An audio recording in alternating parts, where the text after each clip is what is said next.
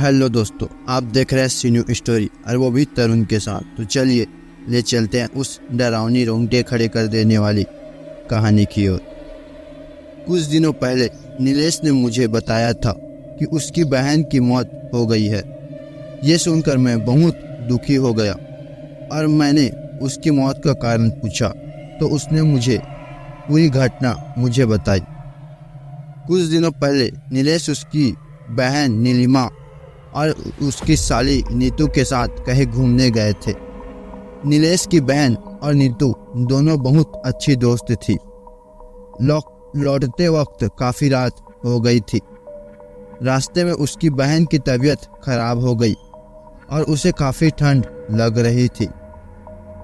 हमारा घर अभी भी 100 किलोमीटर दूर था और रास्ते में कोई भी रुकने की जगह नहीं मिल रही थी। थोड़ी देर बाद हमें एक होटल दिखाई दिया तो नीतू ने होटल में रुककर उसकी बहन को आराम करने को कहा। उस होटल के काउंटर पर हमने जब रूम के लिए पूछा तो उसने बताया कि सभी रूम फुल हैं क्योंकि उस रास्ते पर केवल एक ही ढंग की होटल थी। लेकिन तभी मैनेजर ने बताया कि एक रूम खाली था, कमरा नंबर 13। हमने उस समय अंधविश्वासी वाली बातों को न सोचकर रूम ले लिया। जैसे कि आप लोग जानते हैं कि रूम नंबर 13 को अशुभ माना जाता है और कई होटलों में इस नंबर का कोई रूम नहीं होता है, लेकिन ये होटल कई साल पुराना था। जैसे ही वो तीनों उस रूम में गए तो उन्हें नेगेटिव एनर्जी महसूस हुई। उस रूम की कंडीशन तो ठीक थी, लेकिन ऐसा लग रहा था जैसे वर्षों से यहाँ कोई रहने नहीं आया हो। उन्होंने कुछ ज़्यादा नहीं सोचा। अब वो अपनी बहन नीलिमा के लिए काउंटर से पेन किलर लेने को गया। काउंटर से टेबलेट लेकर जैसे ही रूम में आया तो देखा कि उसकी बहन बालकनी में खड़ी बातें कर रही थी। नीलेश ने सोचा नीतू और उसकी बहन दोनों बालकनी में बात कर रही है, लेकिन जैसे ही उसके पास गई तो उसकी बहन के अलावा वहाँ पर कोई नहीं था।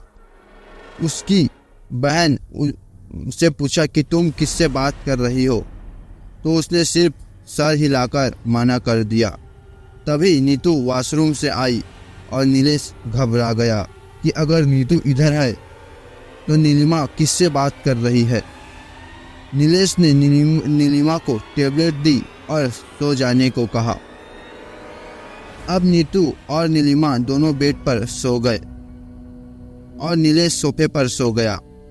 सुबह जब क्लीनर कमरे की सफाई के लिए आया तो दरवाज़ा खुला था और वो जब अंदर आया तो देखा कि कमरे में खून ही था और नीलिमा मर चुकी थी। क्लीनर ने जोर से चिल्लाया तो मेरा नींद खुल गया और देखा कि नीलिमा की मौत हो चुकी थी और नीतू बेहोश हो गई थी।